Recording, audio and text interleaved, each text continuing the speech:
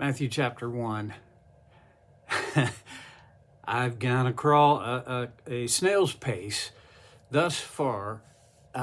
We have gone all the way, well, through verse 2.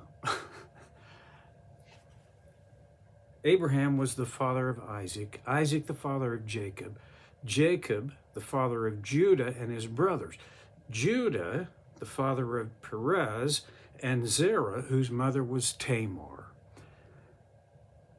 Okay, Perez was the father of Hezron, Hezron the father of Ram, Ram the father of Amminadab, Amminadab the father of Nahshon, Nahshon the father of Salmon. Virtually none of those names would mean anything to anyone other than a Jew tracing the genealogy of Jesus. Nahshon, the father of Salmon, and here now there are names that we have a connection with. Okay, Salmon, the father of Boaz. I really like Boaz's story.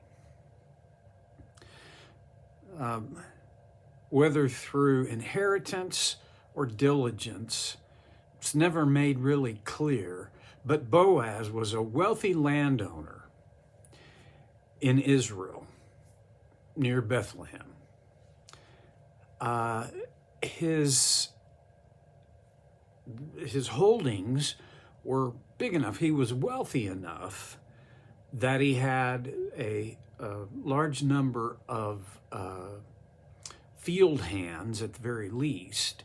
And when we are introduced to Boaz, it is at harvest time. And the reason, well, what brings Boaz into the story is a woman, actually, his mother was Rahab. Yeah, Rahab, the prostitute. I think I talked about this. Boaz, the father of Obed. Now,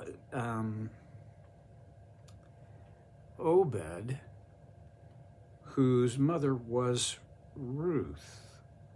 So we got Boab, whose mother was Rahab, who, pardon me, was somehow adopted, well, not even somehow. She was adopted into the nation of Israel because of her faithfulness to a promise. You remember, I told this story, but at any rate, whose mother was Rahab, that's Boaz's mother, and she kind of sets the stage for Boaz.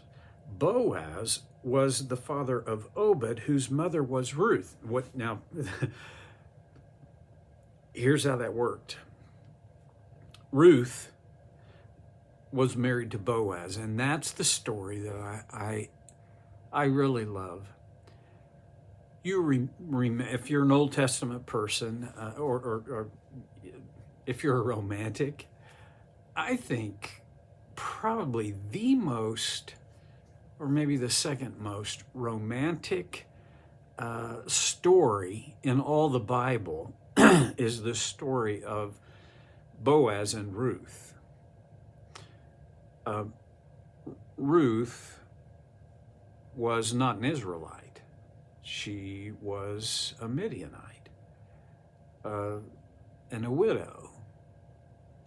She was bound and determined to get back to, or go back with her mother-in-law to Israel.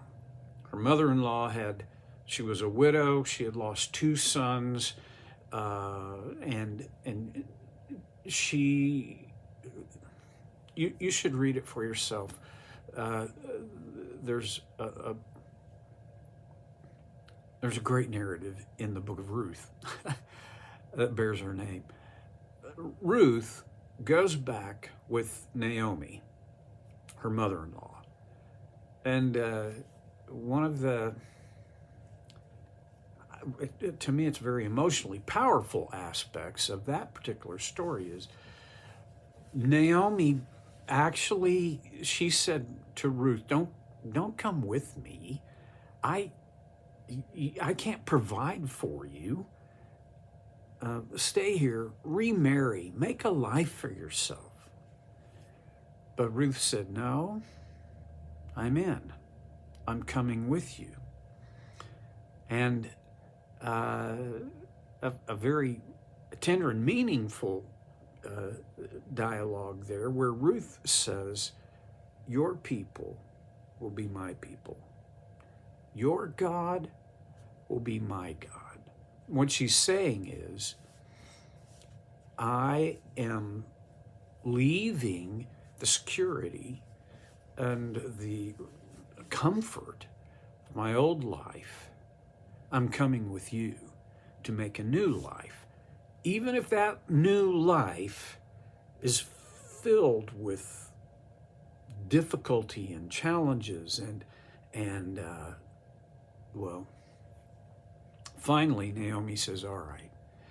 They go back, and Naomi's friends greet her, and she says, don't call me Naomi anymore. Call me Mara.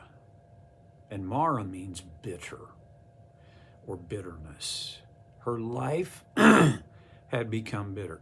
She was, except for the small piece of property that her husband had not sold when they left due to a famine, so she still had that to come back to. But it was like it had been unoccupied and vacant for many years by now. It wasn't a comfortable, hospitable environment. I mean, it was in bad shape, I'm pretty sure. And Mara had lost the husband that I think we can assume she loved, her sons, a visible means of support she didn't have. Well, so she tells Ruth, there is a property owner who's part of our clan, part of our family. Go out to his fields and you can do what's called gleaning. You can go to the edges of the fields, and whatever the harvesters haven't cut, you can have. Do that, and at least we'll have something. So Ruth goes, and she catches the eye of Boaz.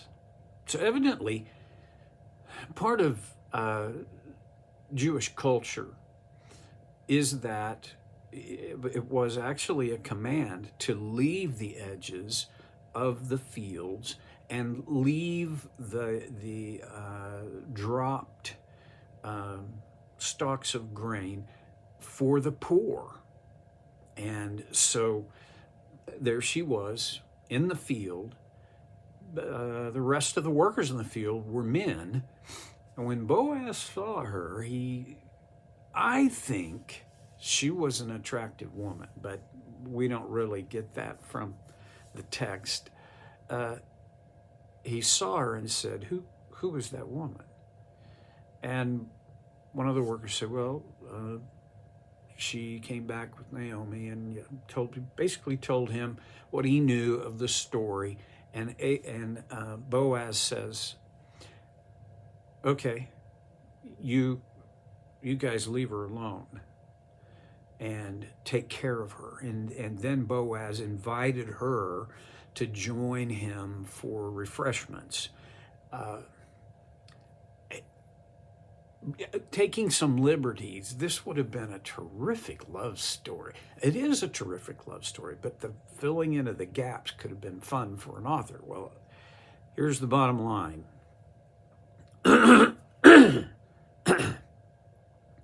I don't think it was love at first sight, but it wasn't much after that first sight that Boaz began I think, entertaining the idea of a relationship with Ruth. But we're talking about a BC, before Christ, relationship, an Israelite having a relationship. Oh, don't forget this, an Israelite having a relationship with a woman who was not a Jew. That's two strikes right there. For most in this day, the relationship would have been null because of those two things. But it wasn't null. Ruth realized, well, actually, Naomi realizes that Boaz, who was, by the way, was called a kinsman redeemer. That means he was close enough in family connection that he could have first rights to purchasing Naomi's hovel and property.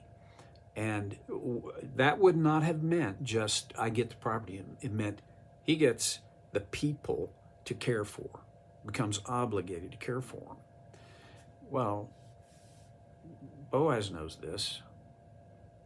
He goes to the actual closest of kin and proposes the idea that he should buy this. And at first, the closest of kin says, yeah, that'd be a great. And then Boaz reminds him, but now you'll have to take care of both Naomi and her daughter-in-law, Ruth. And the guy goes, well, no, I'm not going to do that.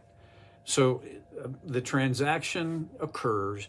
Boaz then steps in as the first right, and he buys the property, and he makes this lifetime commitment to care for Naomi and Ruth.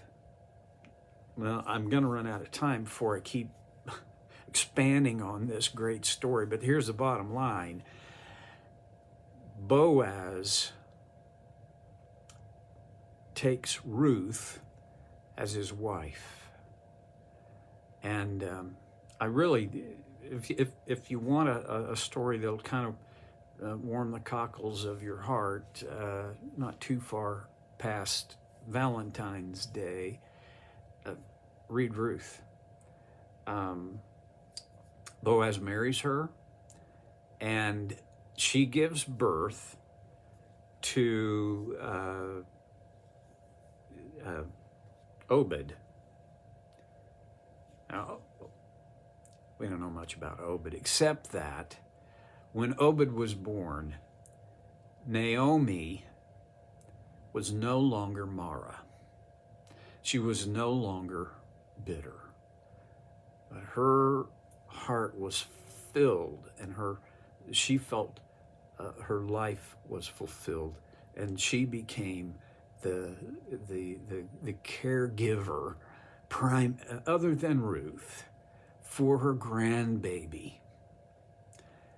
Well, okay.